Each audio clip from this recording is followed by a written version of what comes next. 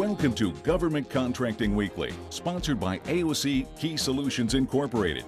Government Contracting Weekly is the only television program devoted exclusively to the competitive and dynamic world of government contracting. A world where coming in second place is not an option, but where principle-centered winning is the only approach. Good morning and welcome to this week's special edition of Government Contracting Weekly. I'm Hilary Fordwich from Key Solutions. This morning we're going to focus exclusively on the dynamic, challenging and mission-critical area of cybersecurity. Or as I'll be asking our panelists, is it really a matter limited to cybersecurity, or can we more broadly acknowledge that we are engaged in a worldwide cyber war? With me this morning to tackle these critical issues are Shawn Henry, the president of Crowdstrike Services. Shawn is also the former executive assistant director of the FBI. Good morning, Shawn. Good morning. Tony Sager is also with us, and he is the director of the SANS Institute. Tony is also the former COO of the Information Assurance Directorate of the NSA. Good morning, Tony. Good morning. And also, we have Anup Ghosh, founder and CEO of Invincea. Good morning, Anup. Good morning, Hilary. Thank you for joining me. First question I'd like to ask is really basically to you, Shawn. What is the nature of the current threat and how bad is it? Well, it's pretty substantial. Everything we do in our lives is pushed to the internet. All of our corporations, government or military, all of that information resides on an infrastructure that's really inherently insecure. And there are dozens of adversaries, foreign intelligence services, organized crime groups, even terrorist organizations who are looking to steal that data by exfiltrating it off of the networks. And we're talking about intellectual property, research and development, corporate strategies, financial data, all of it that's being sucked out of the networks and being used by foreign governments to provide a competitive advantage to their companies against U.S. organizations. Right. Not to mention the ATMs up and down Manhattan. Certainly, yes. Certainly these organized crime groups, that's right. They're stealing hundreds of millions of dollars out of our banks, and there have been estimates that this is in the hundreds of billions of dollars of an impact against the United States economy. So it's a significant threat to our financial security and our national security. Yes. Would you agree with that, Tony? Yes. My career in this starts in the 70s, and it seems kind of quaint, but back then we thought of it as we have one adversary, right? And we actually didn't know very much about them, but now we see this sort of full spectrum activity that Shawn sees, from the amateur to the professional, from the nation to the corporate, and as Shawn mentions, it's across everything, it's every spectrum. Yeah, I mean the notion that this is sort of nation to nation, and so forth is really gone away. This is a really pervasive kind of problem that we have to deal with. Almost matrixed across the nations and then across all the different verticals, every single thing anybody could violate. Every single industry is targeted by various adversaries. And then you're obviously, Anup, in the business of helping us and protecting us as well on the commercial side. What are you seeing? Yeah, so we defend enterprises against these targeted attacks, and we see three main types of actors in this space. One is the nation-state adversaries, and really, if you look at countries like China, they're after our country's intellectual property so they can stand up competitive industries. As to how important it is, you just need to look back at the summit held by President Obama and the Chinese premier recently. Yes. And it was the number one topic was cybersecurity. Yeah. Yes. So absolutely important, but cybercrime is pervasive. And the third actor really are hacktivists, right? So people with a political agenda, typically bent on creating some sort of shame for companies and exposing them potentially through capturing emails and making them public. So would you say that any future war we have is not going to be on the battlefield, but it's going to be in cyberspace? I think there's certainly going to be a cyber component. Everything we do is powered by the network, our communications, movement of troops, movement of supplies and those sorts of things. There's a cyber component to everything that we do, and that's certainly, I think adversaries will look for vulnerabilities that can be exploited to provide them with some type of advantage. Yeah, it's really different than sort of you might have thought of historically, where we're fighting over a piece of ground or control of a trade route or something like that. Think of cyberspace as a shared space. Right, so all the participants primarily have a vested interest in that it be operating. Right. But everyone's trying to dominate it. Right, so criminals don't want it to go away. They're not trying to destroy it because it's so lucrative. Right, nations want to dominate it. They don't want to make it disappear. So it's a different kind of thing, and the role that it'll play is different than we think of in physical space. It's like controlling the beast, really. Yeah. Well, we right now have, you think about the Cold War from the 80s, right? We're currently in a form of Cold War with countries like China, right? And occasionally you see these hot spots, right? Just the other week, the Washington Post published, several major defense systems that were compromised by the Chinese, and that was through a confidential report that was leaked. And we also see that building. We've seen the actual building where they're all residing. Believe me, I'm sure that was one of the main agenda items. Is like, hey, you've stolen all our plans, and curiously enough, China now has a stealth fighter jet looks a lot like ours. Yes. Right. So we have these hot spots, whether it's China, whether it's the Syrian Electronic Army, whether it's attacks against our banking institutions. Yes, cyber will be the premier component of just about any conflict, whether it's low intensity or a hot war. But as you mentioned, Shawn, that's not the only one. It's probably many other nations. There are dozens of nations that have an aggressive electronic espionage campaign against the United States. And actually, it's actually against the entire Western world. Right? This is something that's being done against not just us, but our allies as well. So are we actually at war? I think that term war has been used probably inappropriately by a lot of people. I think it's something we certainly need to be concerned about. There's a conflict every single day. We've got people that are embraced in a battle every single day, so we kind of use those terms. I don't know that I would go as far as using the term war, because the connotation for that is pretty significant, and it brings in a lot of other issues. So rather than war, what do you think is the worst case scenario?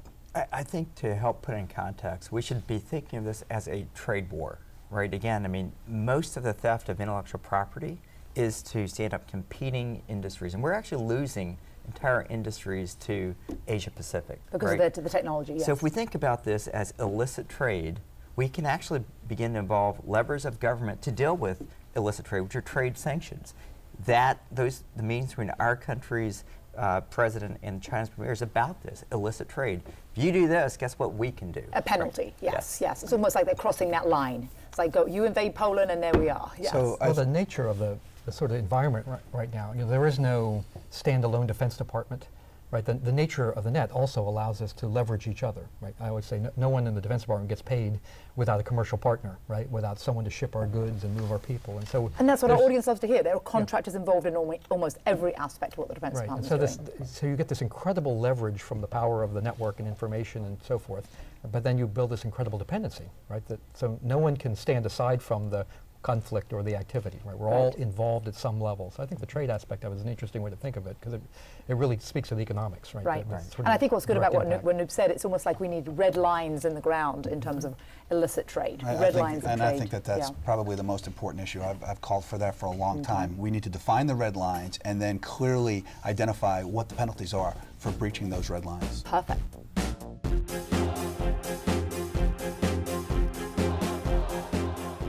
So we've talked about the threats that are out there and what's facing our nation, but what about preparation? And what about adequate protection? Are we really protected? What do you think, Tony? Well, I think we're at what I would call kind of a funny point in history, where the vast majority of problems that are plaguing us today, from the things that you read about in the news, are actually known problems with known solutions. And you can see that in any of the big studies that people have done of the vulnerabilities and the attacks that are out there. But that doesn't make the problem solution easy, because the known solution might not be known to you, right? There's very uneven knowledge. Known to us as a nation, right. The solution might be too expensive or just not integrated well into the things that you're doing. So there's a lot of work to be done. I think we know what to do if you think of this kind of an 80-20 problem. Right. We know what to do about these sort of 80-90, mainline things. So we know what we know. Do we know what we don't know? Well, that last 10% is the sticky part, right? Yes. That's the really hard and challenging part. That's the domain that folks like Shawn's company have stepped into, which is, once you can manage yourself and kind of put your defenses in place, there's a big challenge in dealing with the unknowns, the things you haven't seen before, and being able to understand the adversary, what they can do. And anticipate them, I would think. And then be prepared to deal with those. The challenge is if you're drowning in the 80% noise of kind of, just sort of known problems, known solutions, it's very hard to turn your attention and your resources to these harder problems. Yes. Do you think we're drowning then? What do you think, Shawn? I do. I think for the last 2 decades, we've been focused solely on vulnerability reduction and building our defenses, which is very critical. Which is We've good, got and to we had have good defenses. Yeah, got to have a foundation. But I think we actually need to start looking at who the adversaries are. They're going to keep coming at us. When we talk about these targeted attacks and the fact that they're getting billions and billions of dollars of value and the risk is virtually zero, they're being identified and they're being called out and nothing's happening. We need to start focusing on doing attribution and how do we mitigate the threat from the adversaries. We can do that by collecting intelligence, which allows us to become more predictive and understand. If we get the ability to kind of see around the corner, see what the emerging threats are, who the adversaries are, what their tactics are, what their tools are, specifically what types of capabilities they're bringing, we're in a much stronger position to be not just from a technical perspective, but to be from a policy perspective and from a strategic perspective. When you understand the totality of the adversary, you're in a much better position to defend your networks and to take actions against that threat. So then be preventative in advance. Absolutely. Then. Yes, yes. Anup, so that's really what you're involved in, isn't Yeah, it? that's exactly right. That's why we need you. Right. So what Invincea does, if you look at the last 2 decades, as Shawn was saying, the technology that we're using today, to defend against these threats was really developed in the 20th century.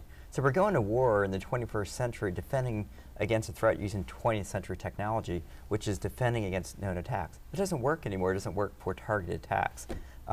What we do is say, look, we don't know exactly what the attack will look like, but let's put everyone in a safe container. So when they're online and they're getting exploited, not only do we prevent the breach, but we actually produce this intel, the intel that would flow to these threat intel In shots. both ways. You're capturing what they're doing. We're capturing the yeah. intel, and now Like fingerprints on the internet. like So, fingerprints yeah. on the internet. And so now we can actually not only prevent the breach, but we can actually point back to who's running this campaign, who else have they gotten, what is their playbook, right? So it's beginning to be proactive and exerting pressure back on the adversary to cost them something every time they come at you. And I would think that that in of itself is preventative, because then if they know they might get caught, it's like the fingerprint analogy. They may be a little bit less reluctant if they know they start this and initiate this. Absolutely right. Do you You're think turning so? the spotlight on the adversary and raising Yes. the cost to Yes. them. If you can raise the risk that they're going to be captured, identified, called out, there might be trade That alarm's sanctions. going to go off. Absolutely. Yeah. Part of this is when I talked about sort of an 80-20, right? If that 80 or 90% is the things that are kind of known, the classic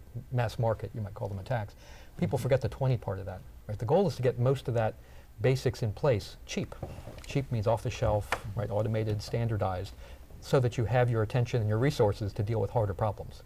Right? It doesn't make sense for us to have humans running around trying to madly patch our systems and configure and twist knobs. So you want it all automated to the extent that we possibly can. can. The basics of kind of running a system, knowing what's out there, knowing when something out of specification is happening.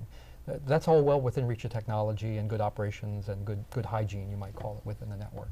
But it's really hard for people to turn their attention to these more subtle problems, which is where we need to go. But if you can't manage yourself, then you have no ability to both, turn your attention, you don't have the resources, and you don't have machinery to turn back to. When you learn new things about the adversary, you don't want to just share it, you want to take action, right? You want to turn to your technology and say, I want to reconfigure or change something so that that attack won't work. It's not just enough to share intelligence, you have to share actionable intelligence. Intelligence has to allow you to actually take some action so you can help to mitigate that Well, with threat. some analysis, it's no good having masses of data that no one knows what to do with, right? Then. Well, people talk about threat sharing, but I always come back to Shawn's theme, which is threat sharing is not our destination, right? That's not the goal. We share so we can take action. Yeah, we're going to anyway. So the better we kind of design that workflow from new learning to action within our systems to prevent that the next time or whatever the action is going to be. So we want to make that fast, right? We want to make it automated wherever possible, but standardized in a way that it scales. It's got to happen at the speed of the network. You can't Yes. share information by email or telephone. It's got to happen automated. Automated. So it has to be automated. So are you saying, do you think our national security system is actually broken and needs to be fixed because it needs to be automated, or are we there and where do we stand in that spectrum? So I think we fundamentally need to change the paradigm. So when you talk about sharing of threat intel, what we lose sight of is every targeted attack is pretty much unique. So if I share with you, the attack that I got, that signature itself won't be all that useful for someone else. So we need to fundamentally change this paradigm of signature-based defenses to more broad defenses that defend against certain classes of attacks, right?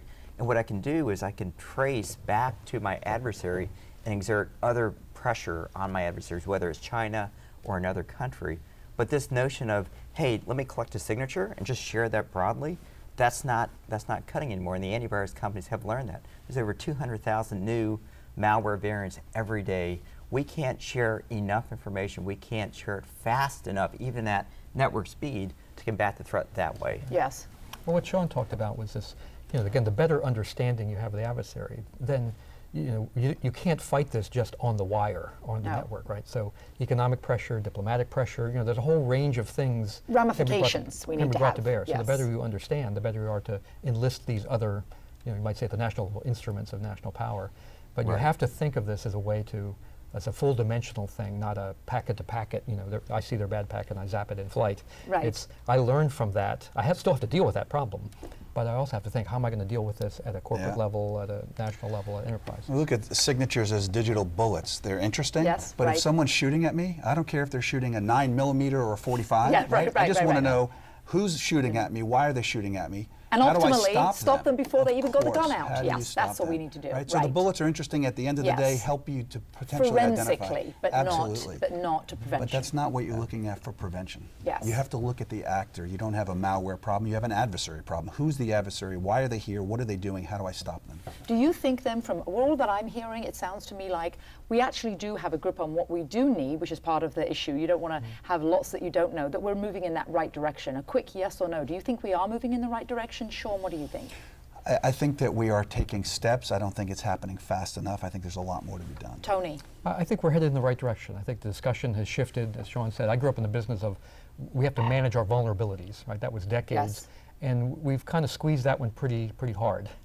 I think it's time to shift our thinking around the sort of broader thinking about the adversary and how do we integrate that in with the vulnerability management. Great. Anup, are we in the right direction? I think we're headed there. I want to build on Shawn's analogy.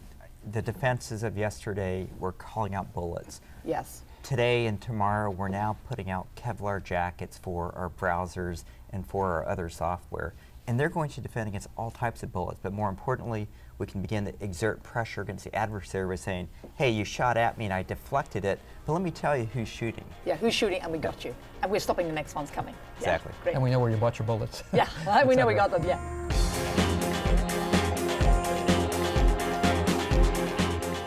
So what about education, Tony? What about where the nation needs to be, where companies need to be? I know that you're very passionate about where we're going with education.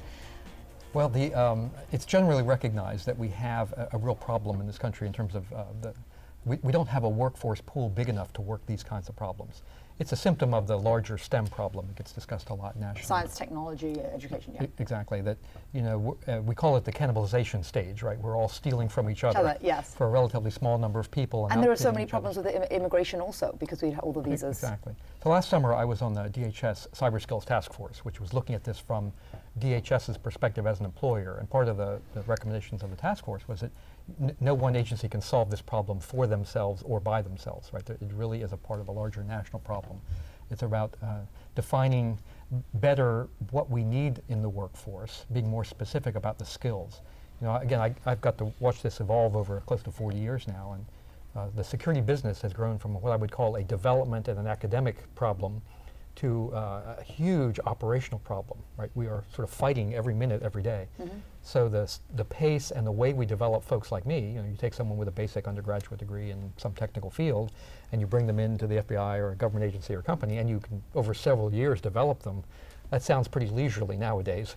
We need people with more hands-on skills, more directly ready to go. To ramp up faster, Exactly, way faster. and to be yes. more conscious of this, the dynamics of a constantly changing environment, right? So I always say it doesn't matter what credentials you have, it's your ability to learn new skills is what makes the difference between a good employee and a great employee for the future. But then you can't all replace. If somebody needs a security clearance, that's what they need, and you just have to have it, and that's what there's such a dearth of right now. What do you find, Tony, in terms of for your company? What are you finding, Shawn? What do you, from what Tony just said? Well, I take it to another step. Absolutely, in terms of the workforce, we've got to have people who are engineers, mathematicians, cryptographers. They've got to understand the technology. That's critical. But from an education standpoint, from my perspective, I'd like to see the education of CEOs, corporate executives, board of directors to the threat.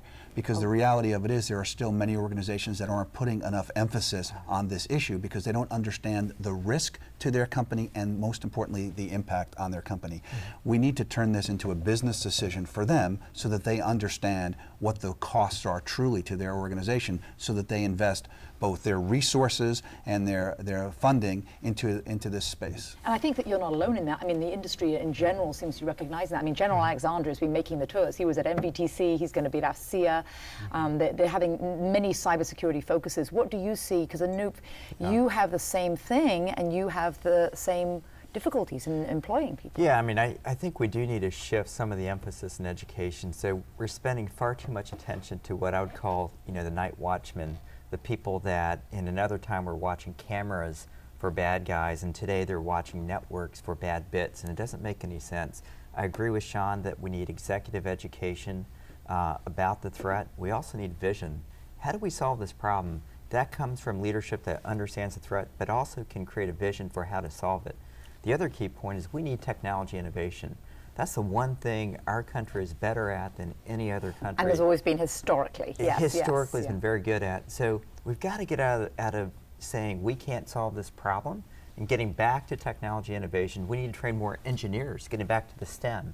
More engineers, the leaders who develop Silicon Valley, we need that sort of leadership to develop technologies that actually solve this problem in a meaningful way. And that goes back to what Tony was saying about different agencies. It's not just DHS, it's INS, because we need to have those sort of resources. And if we can't, we're not going to be able to have any vision if the CEOs don't know what's going on to educate them. So it's sort of integrated, everything that you're saying. Every single person saying the same thing, but at different levels. It's thinking of it beyond sort of teaching of the cybersecurity part, right? This is fundamental to the future of our economy, the basis of our society, the way businesses will operate and the way they perceive risk. And so there is a challenge here in thinking about it. But also, I think from the technical side, those of us that grew up in the technical business, we also have to learn to think of our work differently, right? Reframe it. We're not going to train CEOs to be technologists at the same level like an Anup is. And they don't need to be, but they need to see, they need to understand exactly what Shawn was saying. Yeah, sort of reframing the technical issues in a manner that resonates, that helps clarify the impact and the consequence to business issues is I think, an underserved part of the discussion. So here's an exit question. Yeah. What about what government is doing with industry? That is government going to start getting desperate for, the security clearances and the kind of people that we need? And when you talked about, the stealing of talent, is that going to be sort of like almost like a internal warfare with the talent warfare nationally, or is that happening already? So what we need government to do is get back to the business of leading by example instead of mandating by legislation, right? So I'll give an example. If you think back to the early 1970s, in the automotive industry, accidents, even at low speed, were causing catastrophic loss of life, right?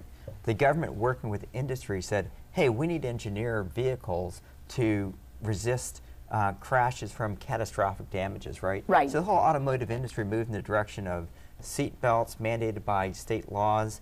But government led that because the industry did not initiate that, didn't want it initially. Yeah, that's right. But it came back to engineering safer cars. Well, we need to engineer more resilient systems, right, that can take hits, but also continue to function so the business stays alive. And CEOs understand that. They understand they will take hits. You can't pretend like you're not going to have vulnerabilities, but you need to engineer your system so that when you take hits, you can absorb them, you can deflect them, and you can continue to operate. And that's engineering, that's leadership. Leadership, and that's what Shawn's saying, that they won't even be able to do that if they don't know what the threats are. The leader sets the pace for the rest of the pack. That's very clear. If the leader takes it seriously, the organization's going to take it seriously. But I think leaders need to understand it's not just a technical problem, right? This is not the CIO's problem or the CISO's problem. Which historically it was thought of. Always. Yes. It's ones and zeros. That's not me, that's them. Right. Leaders need to see this as a business decision, impact and risk, and assess it like they do every risk to their organization. And they need to have the general counsel and the COO and the chief financial officer, because they all own the data. They all will suffer from this risk and this impact. They all need to be involved.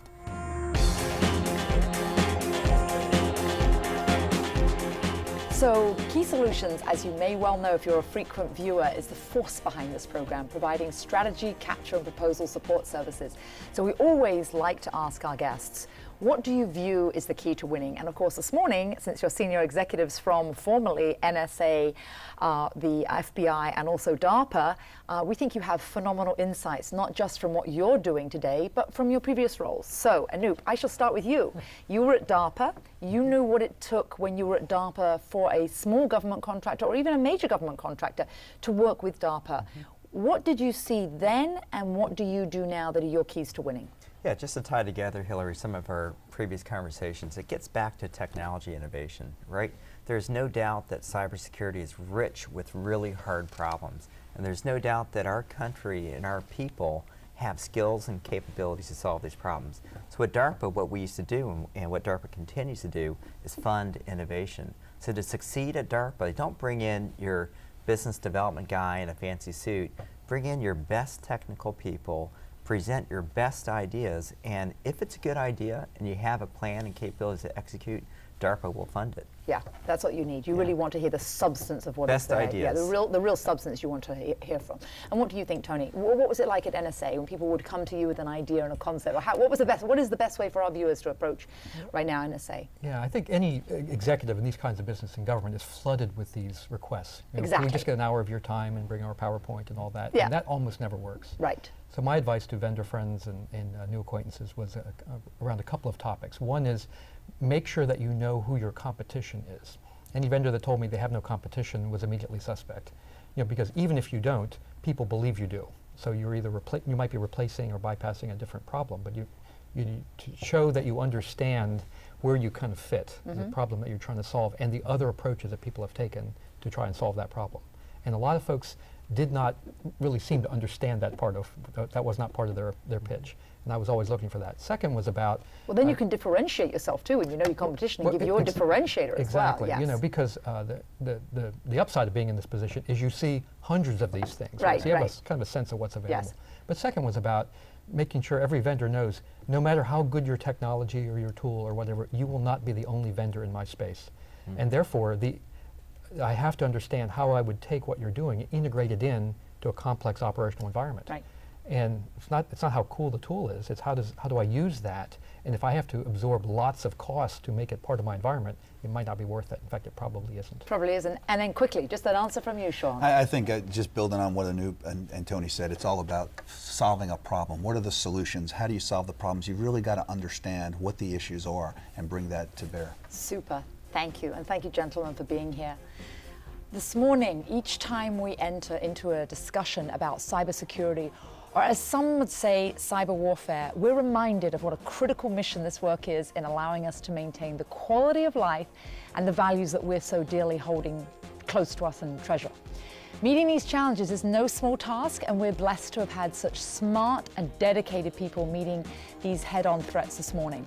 It's been our pleasure to have such people with us today. I'd like to thank Anup Ghosh of Invincea. Thank you very much, Anup. Tony Sager of the SANS Institute. Thank you. And Shawn Henry from Crowdstrike Services. Thanks.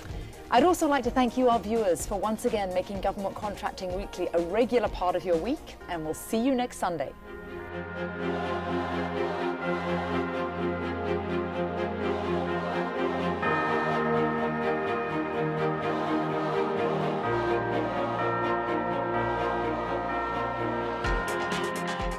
You've been watching Government Contracting Weekly, sponsored each week by AOC Key Solutions Incorporated. Government Contracting Weekly is the only television program devoted exclusively to the competitive and dynamic world of government contracting. For additional information, comments, questions, or suggestions, please write us at governmentcontractingweekly.com.